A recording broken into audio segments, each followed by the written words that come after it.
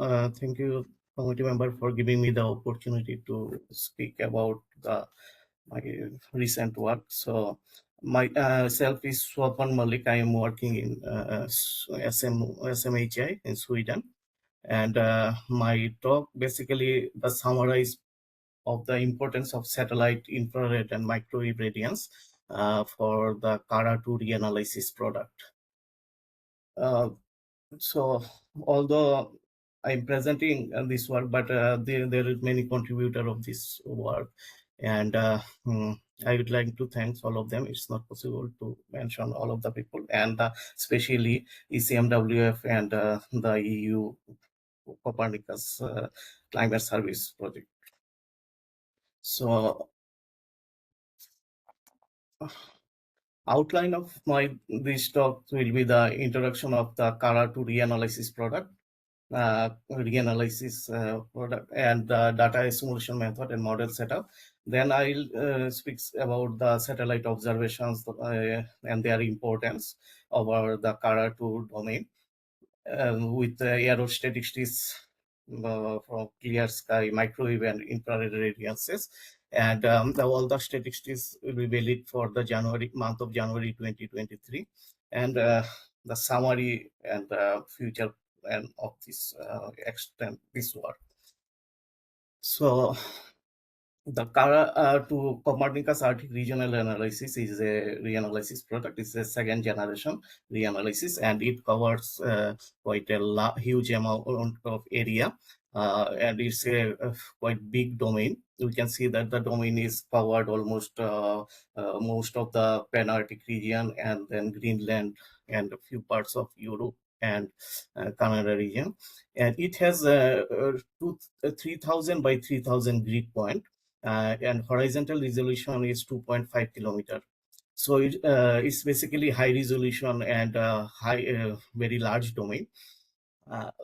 We use the 3D bar data simulation for upper air data simulation and 3-hour simulation cycle, and model level is 65.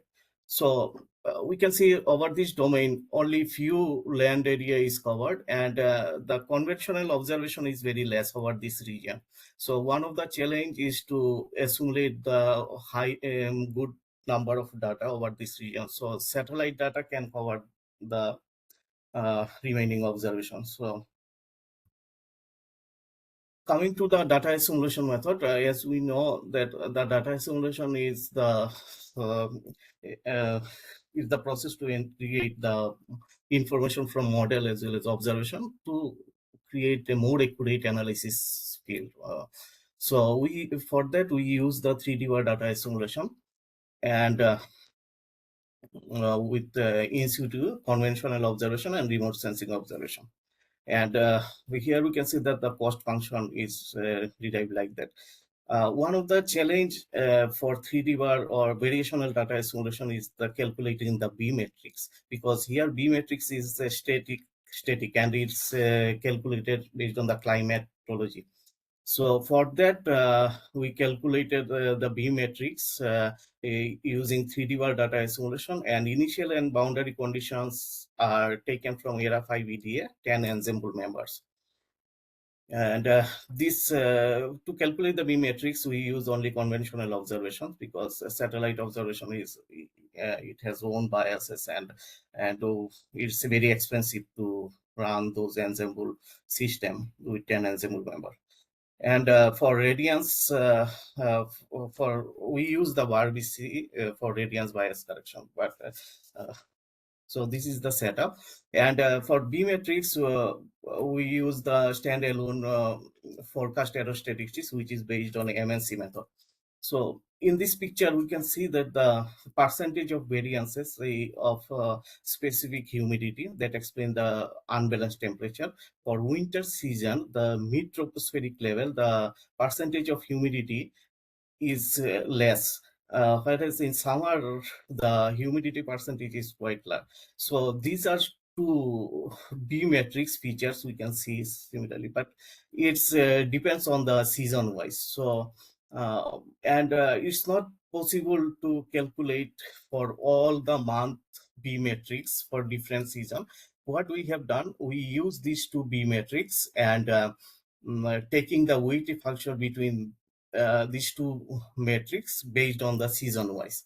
Like that, we calculate the B matrix for 3D data estimation system. And sorry, I'm not going through the details about this because I have I'll show a few more slides about the results. So uh, for conventional data, it shows that the error statistics is good. The solution performs better. But for satellite radiance data, we use many instruments and from various satellite data. These are the summary of the satellite instrument we use for different based on the availability of the data, and those data observations uh, are extracted from the Mars ECMWF Mars archive for 3-hour simulation cycle. So, but here I highlighted the bold blue color. Those I am going to show few results about their impact. Two from microwave and two from infrared, hyperspectral infrared radiances. Now coming to the advanced microwave sounder, ANSUWare. So we use basically I use the channel 6, 7, 8 and 9 to assimilate and to see the impact of the those over this color 2 domain. And I will not show any result on channel 5 because channel 5 we are doing separate study for sensitivity study based on the mm, surface reflectivity like Lambert-Shannon and specular reflection. So in this figure, we can see that the only few numbers of observations are assimilated for a particular cycle after quality control data thinning and then bias correction. So although we have a good amount of data over the Kara region, but ultimately, finally, the number of actual observation assimilated is very few, less than 10%. Here, the blue dots are the actual observation assimilated, final assimilated, and the gray is the observation available on that assimilation cycle. And this is for valid for channel 6. Although it depends, number of observation depends on the channel number also, which channel we are simulating. And this is the impact of AMSUA channel 8 over land region. This is the statistics, the left. This panel shows that the O minus B statistics, and this is O minus A statistics. And this is the gridded average 0.5 by 0.5 average over the whole region in terms of brightness temperature. We can see that the O minus B over this Alaska and the east part of Asia, this the error is positive, quite positive and a little bit higher. But if we do the assimilation, this error, O minus A analysis error reduces highly, and it improves, definitely improves the forecasting. But over the Greenland region, we can see some grid boxes are there where we can see negative error, which is also improve the forecast in analysis error. In terms of the uncertainty or standard deviation, we can see that the error distribution is almost randomly all over the region, but there are some pockets where the standard deviations is higher or less. So in that way, we can see that the how error is distributed.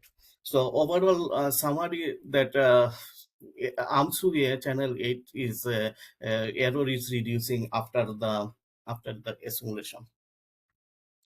And this is the error histogram for AMSUA channel 8 and channel 9. Here also in summary we can see that the O minus A is less error, and the mean error is near to 0, which is more Gaussianly distributed, or for both the channel 8 and channel 9.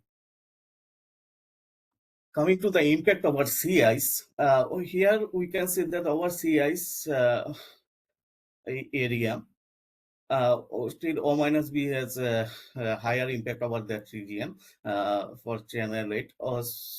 But in analysis increment, this is the error is reduces nicely. And also the uncertainty is it's almost randomly distributed all over the region. Now, I didn't assimilate the channel 5 because channel 5 is more surface sensitive. Uh, here we are doing a separate study to see the surface sensitivity impact for channel 5 and how the Lambertian and specular reflection effect for those surface sensitivity channel. So I will not go through on this. Coming to the ATMS, so ATMS also we assimilated a channel like 5 to 10 and 17 to 22 channels. Here also we can see that the very few numbers of observation is assimilated after all quality control and data thinning. It's so that the spatial distribution of the available observation and the observation is simulated over that region. And coming to the impact, here the number of observations for each channel is not equal, and the location of the observation for each channel is not equal. So for like channel number 6, 10, and 20, here we can see that the area coverage over the land region is different, quite different, and but the error mean average error is reduces in the analysis increment for all the region. And also the error distribution is not similar. And this is over the sea ice region, sea ice. So here also we can see that the error distribution is quite similar, and it reduces the after assimilating those observations. Coming to IRC data, as we know, IRC is a hyperspectral infrared radiance observation, and it has a very large number of channels. But we have selected only 171 based on the previous study and what we have. So 171 channels used for assimilation, and for each assimilation cycle, only the one swath or maximum 2 swath is passes over that region. But also we can see that the only few numbers of observation is assimilated after quality control and data thinning, and it based on the channel number also. And here is the impact for IRC over land region. Here we can see over Greenland region, there is always a negative kind of biases is able, whereas over the East Asia region, there is always a positive bias for that particular channel number 38. But if we do a simulation, this O minus the analysis increment, this bias has removed. But in terms of uncertainty, it also shows that the error distribution is randomly distributed, and there is a lot of high uncertainty is there in many regions. This is the summary of the IRC impact over land. Here we can see that for the mean error is always reducing for all the A minus A as compared to O minus B, and the error is normally distributed where the mean peak is near to zero. For here I'm showing the only 3 channels, but in summary this is the below channel shows that the channel wise how the error statistics behave. So we can see that the most of the channels O minus B A is very less, or it reduces the error after resolution, so as compared to O minus B. But for high wavelength number, there are few channels where the error shows that always negative, negative biases, and also but it reduces the error in terms of brightness temperature. Sorry, Coming to just giving you a 2-minute warning. Yeah. Okay. So this is the similar result for over the sea ice region, and so I'll not go through the details. And this is the summary. So here also the error distribution. Most of the channel shows the negative bias, uh, but it improved the forecast skill finally. And this is Chris, and here for Chris, it looks that the error is very high in many places, and the error is very similar, like negative or positive biases for different region wise. And also it looks the analysis in analysis increment error is little bit less compared to O-B. This is the channel-wise distribution for over the CI's region. So here also it's showing the improvement is there, but still it's very less compared to the IRC channel. So coming to the summary, we know that data assimilation in Reanalysis play a crucial role. But the main challenge based on the observation and data thinning, bias correction, and the channel selection for satellite data assimilation. So we are also working on that, and yeah, there are other challenges also, how to improve the forecasting. So and my next I am also working on the deep learning method for uncertainty estimation over this two region. So this is the future plan to implement some diffusion model to calculate the uncertainty, and the based also we are trying to do some data assimilation based on score based method in diffusion model. So yeah, so this is my last slide, and thank you for again for giving me the opportunity. Thanks.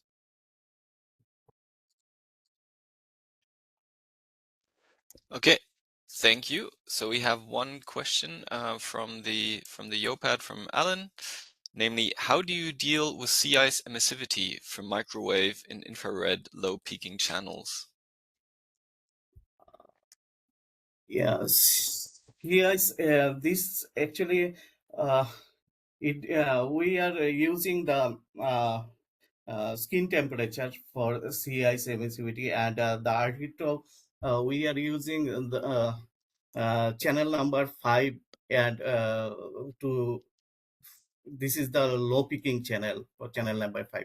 Also for AMSU, the channel number 3 is used for deriving those surface emissivity. So based on this information, we are calculating this about the sea ice, and mainly the main parameter is the skin temperature, based on the skin temperature. Okay, thank you. Then I would add a final question from myself, as someone who does not know much about these things. So is the setup as it currently is it good enough for the reanalysis product you want to finish in 2026, or do you still have to do some changes before it goes, sort of, say, into production? No, because these actually these are already in production, and it's a good enough. But there is always a lot of opportunity, and this is my research mode. Means I am trying to do analysis the actual impact. Although it's overall the impact is showing the channel wise is always improving. But overall, if we assimilate huge number of observation and for based on different time interval, because all the observation is not available for different time interval. So it's yeah, it's not, it's already improving, but there is a threshold. So we can improve later. So this is in research mode actually. So I run it individually and to see the impact of those observations. Okay, thank you.